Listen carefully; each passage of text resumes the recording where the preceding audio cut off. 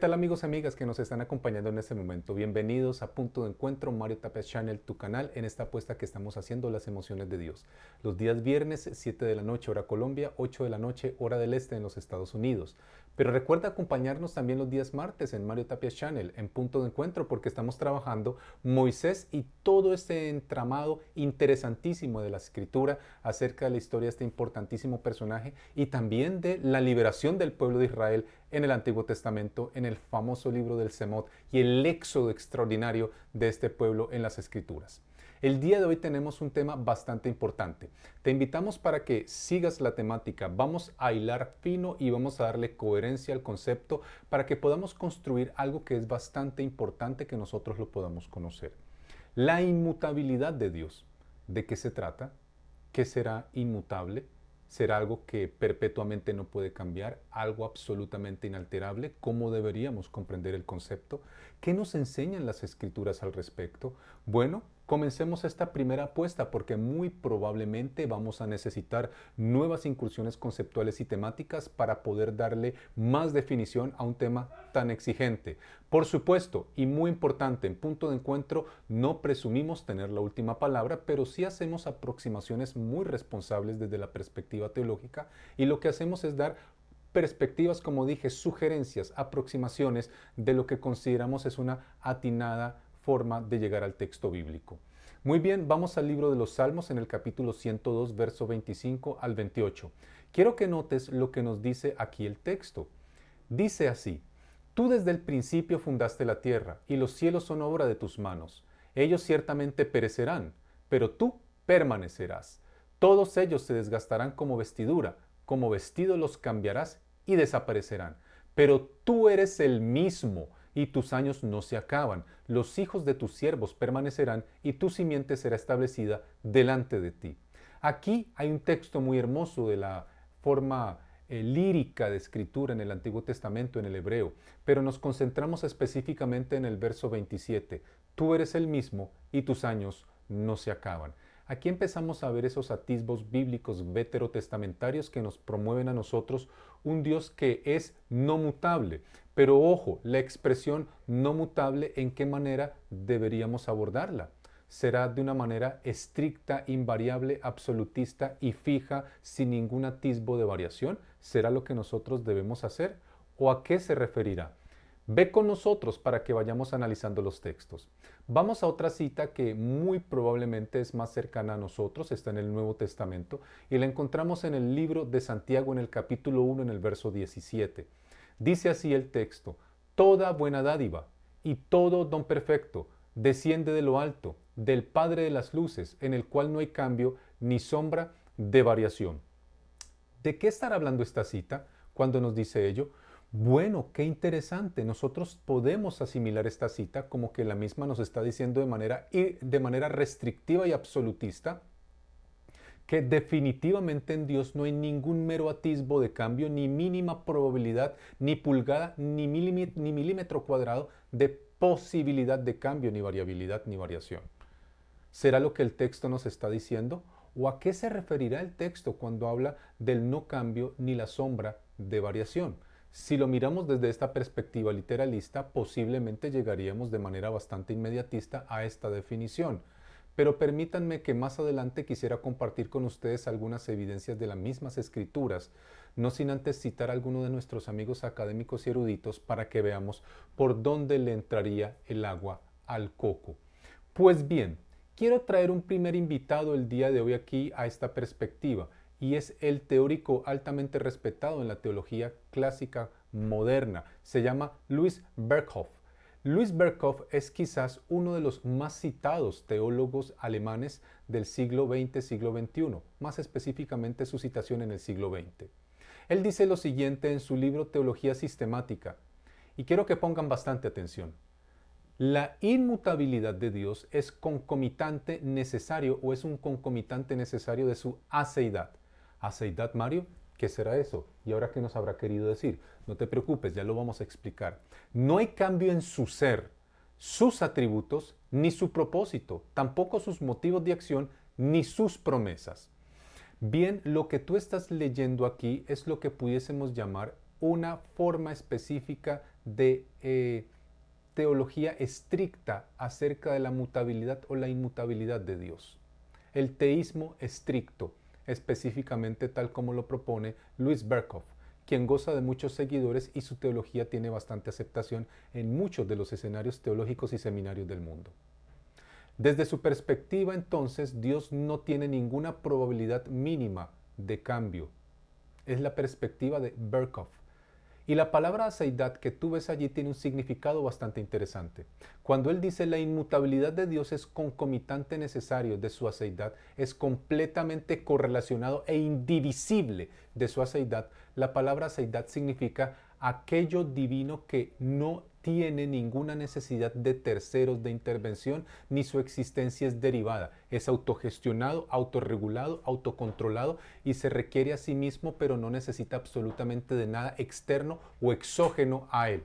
Desde allí lo que se nos está diciendo entonces es que Dios es absolutamente propio, líder a sí mismo, autorregulado y autocontrolado, pero no necesita de nadie más en tanto Él es Dios.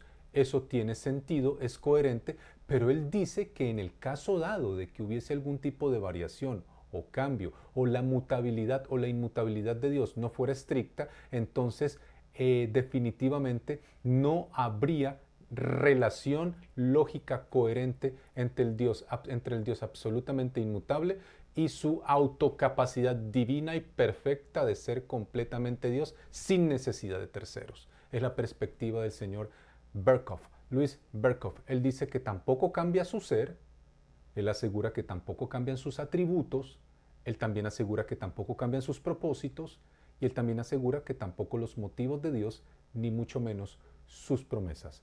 Una muy buena ejemplificación del teísmo estricto, teológico, que se aproxima al intento de explicar la inmutabilidad de Dios.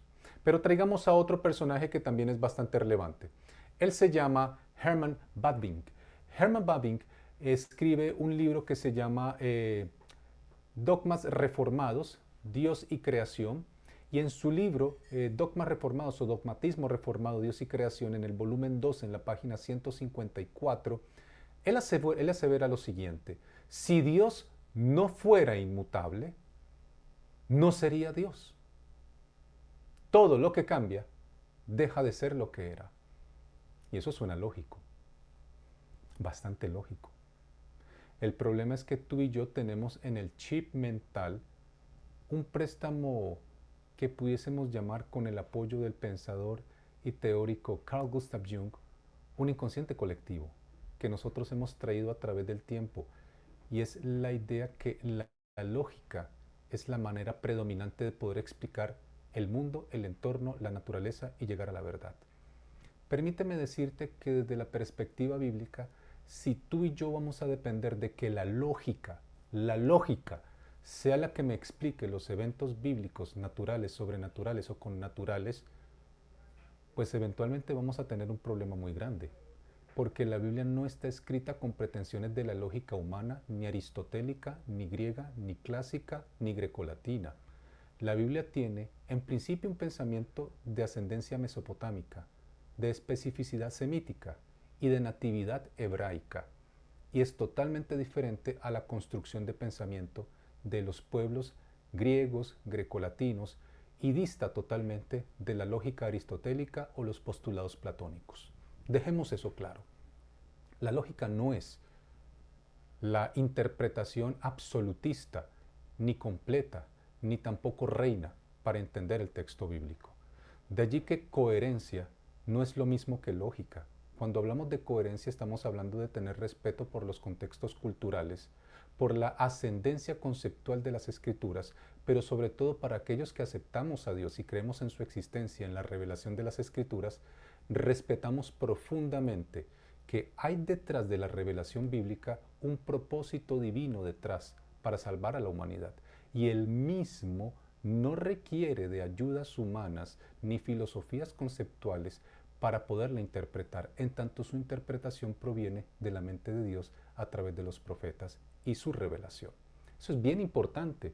Si tienes una postura diferente es absolutamente respetable. En Punto de Encuentro lo respetamos totalmente, pero aquí presentamos las posturas de manera sincera y genuina desde donde se construyen de este lado. Pero muy bien, ¿por qué decimos eso? Porque si tú y yo le decimos a la lógica que sea la madre o el padre interpretativo del texto bíblico, estaríamos pidiendo un préstamo conceptual que no necesariamente es el que Dios ha revelado para interpretarlo.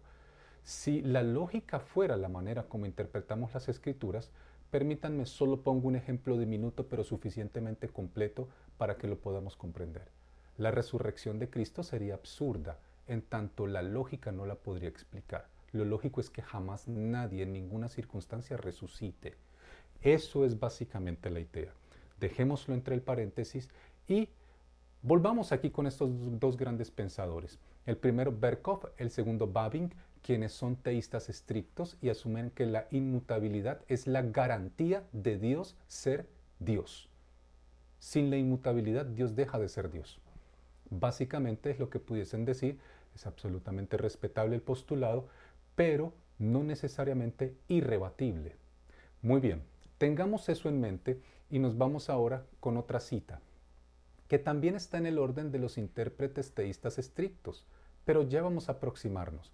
Recuerden algo importante, este tema tiene bastantes aristas, es extenso, es complejo, es apasionante, es interesante y por supuesto no pretenderemos en un solo programa explicarlo absolutamente y mucho menos pretenderemos, y mucho menos yo, su amigo Mario, pretenderé explicarlo hasta la saciedad, porque considero que es exigente y merece mucho respeto y sería presuntuoso pretenderlo, pero sí podemos aproximarnos con respeto a presentar algunas otras alternativas. Quiero que noten lo que dice Hebreos 13, 6 al 8, y junto conmigo lo analices y vamos hilando fino. Pero para ello, en tanto ponemos en pantalla Hebreos 13, 6 al 8, les recuerdo que ya hemos visto Salmos 102, 25 al 28 y en el 27 nos habla acerca del Dios que siempre es el mismo. Ya vimos la cita también de Santiago 1, 17 que nos habla que en Dios, en el Padre de las Luces, no hay cambio ni sombra de variación. Ya vimos la cita también del señor Berkov, un tremendo teólogo de alta influencia en la teología del siglo XX, hablando de la absoluta inmutabilidad estricta de Dios. Ya vimos el texto también del doctor Herman Bavinck, altamente respetado, quien también habla de que si Dios no fuera inmutable, sencillamente dejaría de ser Dios. Y ahora nos acercamos a esta cita que nos dice Hebreos capítulo 13, versos 6 al 8, lo siguiente, de manera que podemos decir osadamente, sin temor, el Señor es mi ayudador, no temeré, ¿qué me puede hacer el hombre? Verso 7, acordaos de los que os dirigen, quienes os hablaron la palabra de Dios, considerad cuál haya sido el resultado de su conducta e imitad, dejaos ejemplificar por la fe de ellos. Verso 8, y es donde quiero que vayamos y noten lo siguiente, dice, Jesús el Cristo, Jesús el Mesías, es el mismo ayer y hoy y por los siglos y siempre. Quiero que por favor tengas esa cita en mente. Verso 8, guárdala, ponla en un file en tu mente porque la vamos a requerir en unos minutos. La primera parte de nuestro programa el día de hoy está mostrando citas que pudiesen ser utilizadas por lo que llamamos el teísmo estricto respecto al tema de la inmutabilidad de Dios, al decir que la inmutabilidad es estricta, fija, inamovible y completa. Y tratamos dos grandes teóricos, Berkov y Bavinck, quienes así lo dicen, lo enseñan y lo defienden. Absolutamente respetable. Ahora entró una cita que es Hebreos capítulo 13, versos 6 al 8, donde pareciera que esta cita apoyará aún más lo que están diciendo. Jesús es el Mesías, el Cristo, ayer, hoy y siempre por los siglos de los siglos. Lo que implicaría que si asumo esto desde la lógica literalista, y ojo con lo que mencioné previamente de la lógica, si me siento muy tentado a utilizarla como herramienta interpretativa absolutista de la Biblia, creo que debería darme un pellizquito y revisar ese intento interpretativo porque no necesariamente es el más sabio bíblicamente, no porque la lógica no funcione, sino porque recordemos que la lógica, como la entendemos los seres humanos, no es necesariamente la lógica de Dios. Pues ahora, luego de este texto, quiero que lo conserves en tu mente porque en Hebreos 13 ya se nos habla de un personaje muy importante, Jesús, y se está acreditando a Jesús, también a Jesús, la inmutabilidad que en el Antiguo Testamento pues tiene una acreditación directamente al ser divino llamado Dios. En el Nuevo Testamento ya reconocemos a Jesús como Dios e Hijo de Dios, pero aquí pasa algo bastante interesante. También se le está acreditando en el Nuevo Testamento inmutabilidad. Y quiero que lo tengas en mente porque en un momento quiero que hagamos una construcción de coherencia. Antes de hacer la construcción de coherencia respecto a la persona de Jesús, a que Él es el mismo ayer, que es el mismo hoy y lo será siempre, tenlo en mente, quiero invitar a un ponente que toma kilómetros de distancia de la perspectiva teísta, del teísmo estricto, clásico, de la inmutabilidad de Dios. Él no piensa lo mismo, pero también es un erudito altamente respetado. Él se llama Jürgen Moltmann. Él escribe un libro muy interesante, como son interesantes los libros anteriores, por supuesto. Y el doctor Moltmann en el libro El Dios crucificado dice lo siguiente. Y aquí hablando del tema de las emociones de Dios, pon atención. Dios sufre en el Hijo. Se deja crucificar y es crucificado. Si se negara a Dios la capacidad de sufrir, se le negaría su amor.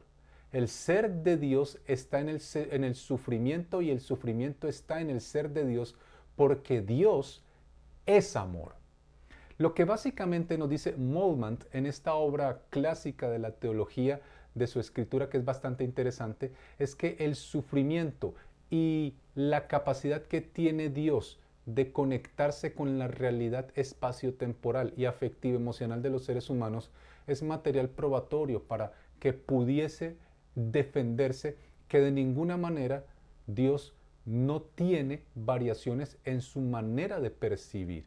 Es decir, Dios puede sentir en tiempo real.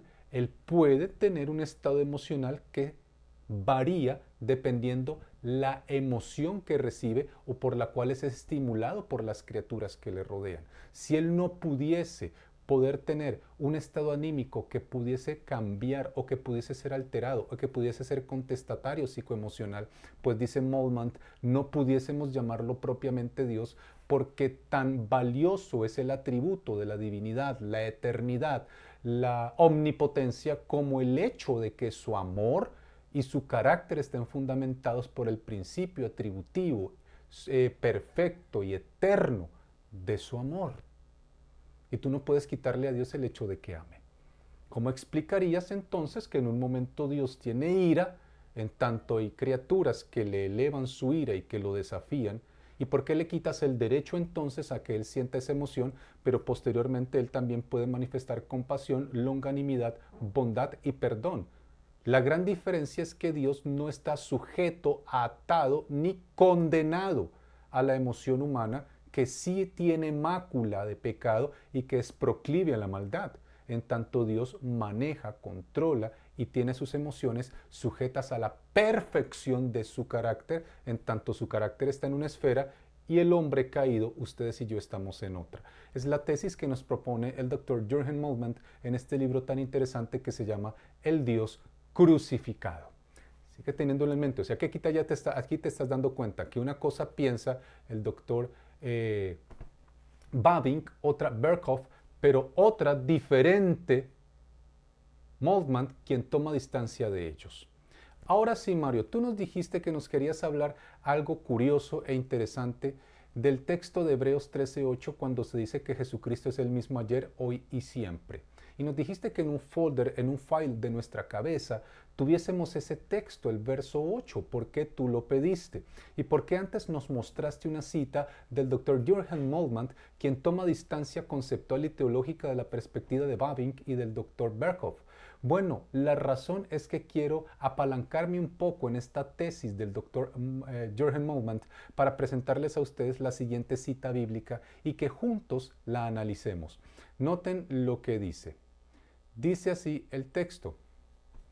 Y esta es la vida eterna, que te conozcan a ti. Juan 17, 3 al 5. Mírenlo junto conmigo. Juan 17, 3 al 5. Y esta es la vida eterna, que te conozcan a ti, el único Dios verdadero, y a Jesús el Cristo o el Mesías, a quien has enviado. Yo te glorifiqué en la tierra acabando la obra que me has encomendado que hiciera. Y ahora, Padre, quiero que noten el verso 5 y sobre él vamos a construir nuestra coherencia. Y ahora, Padre, glorifícame tú junto a ti mismo con la gloria que tenía o que tuve junto a ti antes de existir en el mundo. Quiero que lo noten y junto conmigo hilemos fino porque aquí hay una anomalía bastante interesante. En principio recuerda que el libro de Hebreos capítulo 13 verso 8 le acredita la inmutabilidad también a Jesús como Hijo de Dios y como Dios. ¿Ok? Jesús es el mismo ayer, hoy y siempre. Una cita que viene del calco del Antiguo Testamento que se le atribuye a Dios. Ahora se le atribuye a Jesús. Y ahora en el libro de Juan, capítulo 17, verso 3 al 5, en el verso 5 de manera específica se nos dice que en la oración particular por unidad que tiene Jesús previo a su suplicio en el Getsemaní y luego ser llevado a la cruz, quizás horas antes, dice, Padre, glorifícame por favor junto a ti, tú junto a ti mismo, con la gloria que tuve contigo antes de que el mundo fuese. Bueno, partamos de un punto. Si nosotros aceptamos el teísmo estricto, diríamos entonces que Jesús no pudo cambiar absolutamente nada, en tanto Él es Dios. Y tendríamos que decir que en realidad la humanación de Jesús o la encarnación sería uno de los asuntos difíciles de explicar. ¿En qué razón? O en qué manera, perdón. Porque ¿cómo explicaríamos que si a Jesús se le aplica, según Hebreos, la inmutabilidad, y en el libro de Juan se nos dice que Jesús es preexistente al nacimiento virginal del vientre de María, en tanto Jesús no arranca a existir desde que Él nace del vientre de María, Él es preexistente junto con el Padre desde la eternidad. Lo que hace es comenzar a coexistir con los seres humanos como ser encarnado de manera misteriosa, pero siendo totalmente divino. ¿Cómo explicaríamos entonces la encarnación y las variaciones naturales y propias que implica que Jesús coexistiera con los seres humanos? Una posible respuesta a esa pregunta sería, Mario, te equivocas profundamente, porque lo que está cambiando allí no es Dios, lo que pasa es que lo que se está cambiando es la perspectiva humana respecto a Dios, es decir, cómo los hombres perciben a Dios, pero Jesús sigue siendo absolutamente el mismo de manera transitoria. Ello, y lo digo con todo respeto, es un juego de palabras filosófica, es un juego de palabras de la lógica silogística aristotélica, pero que en realidad no explica en profundidad cómo es que si Jesús es preexistente, es uno con Dios. Jesús hace ver en el Nuevo Testamento, el Padre y yo uno somos. ¿Cómo explicas que Jesús, que es uno con el Padre desde la eternidad, viene y entra en la humanidad e ingresa a la humanidad en el nacimiento bienaventurado de la Virgen María a través de su vientre, y que ello no implique de ninguna manera ningún cambio en la correlación con la humanidad y la divinidad, y mucho menos en la manifestación de Jesús, y que Él nunca cambia y que solamente es un asunto de perspectiva desde el ojo humano? Yo creo que es una manera bastante filosófica, evasiva y de una lógica bastante discutible si tratamos de explicarlo desde allí. Definitivamente, lo aceptemos o no, la encarnación de Jesús, que es el evento más extraordinario, sagrado y bello del Nuevo Testamento y de toda la Escritura, sobre el cual se cimenta nuestra fe y está el ancla específica de nuestra salvación, manifiesta que definitivamente algo varió. Pero entonces, ¿por qué cambió? ¿Y cómo lo debo entender? Bueno, permítanme, les leo otra cita bastante interesante de un autor que es el doctor Terence Friedman. Terence Friedman nos dice lo siguiente, y quiero que lo miren junto conmigo allí en la pantalla. Pongan atención. ¿Qué dice el doctor Terence Friedman? Él dice, las emociones de Dios son dinámicas. Dios experimenta dolor, ira y alegría en respuesta al comportamiento humano. Y estas emociones son en un aspecto integral de la relacionalidad divina. Dios puede experimentar las emociones con el hombre en tanto Él puede sentirlas y puede experimentarlas y experienciarlas en tiempo real con los seres humanos. El hecho de que las experiencia en tiempo real no afecta el hecho de que Él sea divino, ni está agrediendo la inmutabilidad. Lo que puede agredir es la construcción filosófica, la construcción conceptual, la idea o la idealización filosófico-teológica de quienes así lo quieren definir, pero no afecta a Dios como persona.